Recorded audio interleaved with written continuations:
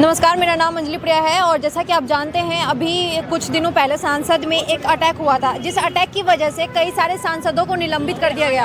ये इतिहास में पहली बार ऐसा हुआ कि इतने सारे सांसदों को एक साथ निलंबित किया गया है।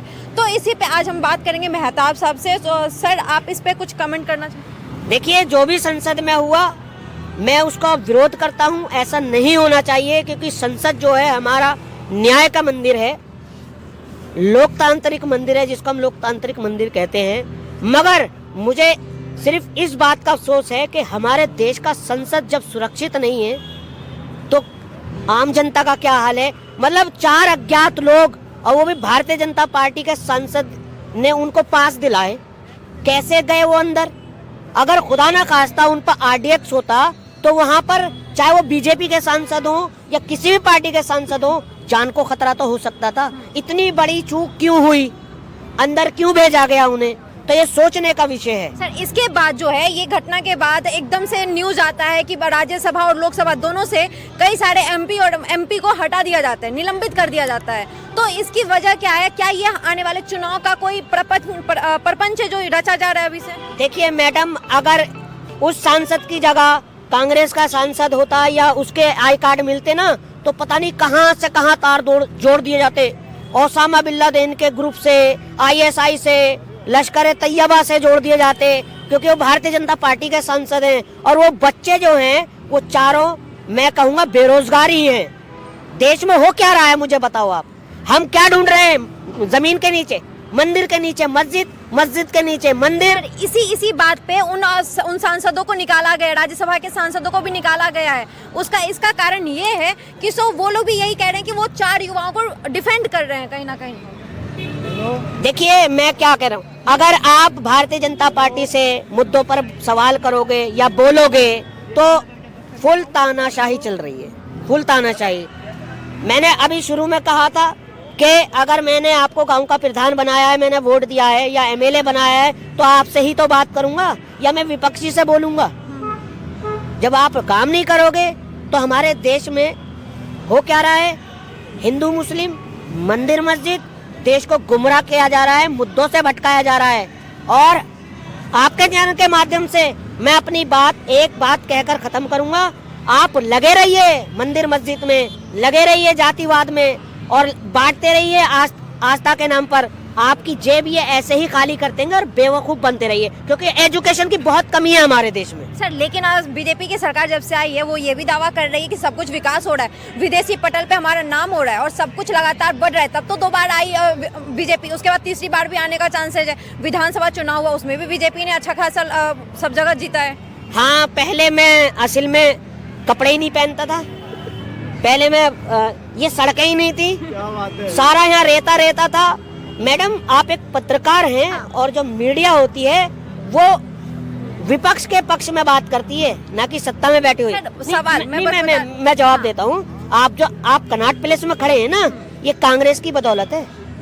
आज ये फोन जो चला रहे हो ना, ये राजीव गांधी की बदौलत है, कांग्रेस की बदौलत है। तब तो सर इसमें 5G वो बीजेपी की बदौलत है। तो मतलब बात इस बात पे नहीं हो रही सर, बात इस बात पे हो रही है कि क्या बीजेपी जो है वो मतलब कि काम कर रही है यहाँ पे, जो इतने सारे लोग दावा करते हैं और उसको ला रहे हैं जिता के, और इस बार कहने 400 सीट पार आएगी। देखिए, कोई दावा नहीं है, कोई गारंटी नहीं है। मैं लिख के कह रहा हूँ, चाहे पूरा विपक्ष हो, पूरा विपक्ष, पूरी कांग्रेस हो या पूरा देश कांग्रेस के साथ हो जाए, कभी भी नहीं जीत पाएंगे। क्यों? जब तक देश के प्रधानमंत्री पर, गृह मंत्री पर ईवीएम जैसा वरदान है ना, चाहे पूरा देश कांग्रेस के साथ हो जाए, कभी भी नहीं जीत सकता। मैडम, एक बात कहना चाहूँगा। हाँ। ये जो अभी इनका रोना शुरू हो गया ईवीएम का। जब ये राजस्थान जीत जाते हैं तो वहाँ पे ईवीएम कहाँ चली जाती है इनकी। जब ये कर्नाटका जीत जाते हैं, जब ये केरला जीत जाते हैं, वहाँ ईवीएम कहाँ चली जाती है। तब ये वो रोना क्यों नहीं रोते हैं कि भैया ईवीएम खराब थी। पहले से ही पता था कि ये हारेंगे और फिर इन्हें ईवीएम का केवल एक बहाना है, उसके अलावा कोई बहाना है भी नहीं ना इनके पास ईवीएम के अलावा। क्योंकि जिस तरीके से राजस्थान में, कर्नाटक में या केरला ले लो, कहाँ अत्याचार नहीं हो रहा है, कहाँ क्या नहीं हो रहा है, वहाँ नहीं बोलेंगे। ओ भैया, अब ये फोन पे आ गए। अब ये वही फोन है जो इसी सरकार में पूरे विश्व के अंदर सबसे सस्ता इंटरनेट कौन सी सरकार में आया? पूरे विश्व में ऑलमोस्ट फ्री ये उसका यूज करके, उसी पे देख के, उसी पे डाटा छान के और फिर यहाँ पे भाषण देने चले जाते हैं ऐसे लोग। देखिए सुनिए, आज का युवा जो है ना रोजगार मांग रहा है, बताओ ठीक है। अब इन पे रोजगार नहीं है क्या? फोन देख लो इनका, इन पे रोजगार नहीं है। कुर्ता देख लो, इनके कपड़े देख लो, इन पे रोजगार नहीं। खेती करता हूँ, किसान का बच्चा हूँ, खेती करता हूँ, ठीक है। ना ही मुझे राहुल गांधी खाने को दे रहा है, ना देश का प्रधानमंत्री खाने को दे रहा है। अपना कारोबार करता हूँ, मेहनत करता हूँ। घूमेंगे क्या? कपड़े पहन के नहीं आएंगे क्या? मैं कह रहा हूँ आप नंगे घूमते थे पहले, नंगे घूमते थे। अरे नंगे घूमते थे क्या? नंगे घूमते थे। सर सवाल ये भी है कि सो लगातार जो है ना बीजेपी कांग्रेस के सांसदों को हटा रही है, निष्कासित कर रही है। क्यों? इन जैसे लोग देश को गुमराह करते हैं। ना ये शिक्षा पे बात करेंगे, ना ये रोजगार पे बात करेंगे। आप मुझे बताओ, मस्जिद से क्या भला हो जाएगा युवा के, आज के देश के युवा का? मंदिर से भला होगा आज के देश के युवा का? मुझे ऐतराज नहीं है मंदिर से बनने के लिए। अरे भैया, जब एजुकेशन होगी, पढ़े लिखे होगे, जब तो विद्या को समझोगे, जब तो गीता को समझोगे, कुरान को समझोगे। बहुत बढ़िया। जब सरकार बोलती है इनसे कि एक ही विधान होगा पूरे देश में, एक ही जैसी शिक्षा होगी, तो यही लोग खड़े हो जाएंगे सामने कि नहीं, हम तो मदरसे में जाएंगे सबसे पहले। उसको खत्म करो ना, शरिया कानून को खत्म करो ना। जैसे शिक्षा अगर चाहिए तो शरिया कानून को खत्म कर दो। क्यों फिर मदरसे में भेज रहे हो? आप भेजो नॉर्मल स्कूल में। भाईजान से ये कहना चाहूंगा कि आप मेरे साथ चलिए कभी, कि वहाँ पर नफरत की शिक्षा पढ़ाई जाती है या भाईचारे की पढ़ाई जाती है। कभी चलना मेरे साथ मदरसे। सर मदरसे की बात अलग है सर, मदरसे में भी पढ़ाई है ना, ये बात नहीं है। देखिए, मेरी भारतीय जनता पार्टी से दुश्मनी नहीं है। मेरी लड़ाई जो है विचारधारा की लड़ाई है। मेरी विचारधारा, आप कितना ही नफरत का बीज बोल लीजिए, हिंदू मुस्लिम सिख ईसाई सब मिलकर भाई भाई, जब तक हम जिंदा ये कुछ होने नहीं देंगे। गलत बात है। तो सर ये कोई भाई नहीं है, ये गलत बात है। दिल्ली दंगों में सबने देख लिया, कोई भाई नहीं है। ये यहाँ आके बेकार की बातें हो रही हैं। ये कोई भाई नहीं। कपिल मिश्रा नाग जिसने दंगे कराए, कपिल मिश्रा जिसने दंगे कराए, मैं वहाँ मौजूद था, जिसने दंगे कराए, आज उसको बना दिया मतलब सेफ बैठा हुआ है वो। और कौन मरा उसमें?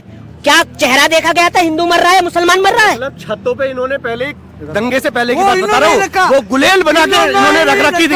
अरे सुन लो चाचा, आपको पता नहीं है, मैं भी वहीं था। भारत में सब कुछ देखने में आ रहा है पिछले 9.5 सालों में, मगर जो पंक्तियां हम सुनाएंगे यह नहीं है, जबकि भारत को इनकी जरूरत है।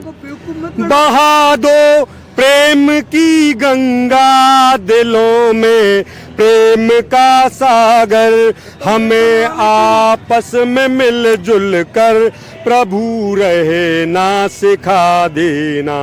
हमें आपस में मिलजुल कर प्रभु रहे ना सिखा देना। वतन के वास्ते जीना, वतन के वास्ते मरना, वतन पर जान फिदा करना, प्रभु हमको सिखा देना। कांग्रेस के 70 साल के राज में किसी जाति का, किसी धर्म का, कोई अल्पसंख्यक, कोई बहुसंख्यक, किसी में कोई भेदभाव नहीं था। सब बड़े प्रेम से और बड़े आनंद पूर्वक रहते थे। मगर 9.5 सालों में सबसे ज्यादा अगर भारत में कुछ बड़ा है तो जातिवाद, सबसे ज्यादा अगर बड़े हैं तो गॉडसे के प्रशंसक, और सबसे ज्यादा गाली दी गई हैं तो महात्मा गांधी को जो 9.5 साल की उपलब्धियां हैं। एक शेर भाई के लिए, एक शेर भाई के लिए, एक शेर भाई के लिए सुन लीजिए। अरे सुन लीजिए, हम प्यार बांटना जानते हैं, नफरत नहीं। देखिए, ये राजनीति भी कितनी अजीब होती है, ये राजनीति भी कितनी अजीब होती है। कभी हिंदू और कभी मुसलमान होती है। तो इन जैसे भाई जो हैं, इन जैसे भाइयों की सोच जो है, देखिए सर, अंग्रेज चले गए, वो कुछ नहीं कर सके। आप क्या हो? हमारा देश जो है, हमारे देश की संस्कृति, अखंडता, भाईचारा पूरे वर्ल्ड में जाना जाता है। दिवाली एक जगह मनती है, ईद भी एक जगह मनती है। आप कितना ही एजेंडा चला लीजिए, आज राष्ट्रवाद की बात कर रहे हैं आप। पहले अपना रिकॉर्ड देखा, अपना इतिहास देखा है अपना? सर इतिहास पे 52 साल आपको ऐतराज था क्या? तिरंगे में क्या बुराई थी? क्या बुराई थी? बोलिए मुझे। सर इतिहास पे जाते हैं हम लोग, लेकिन उससे पहले प्रेजेंट में आते हैं।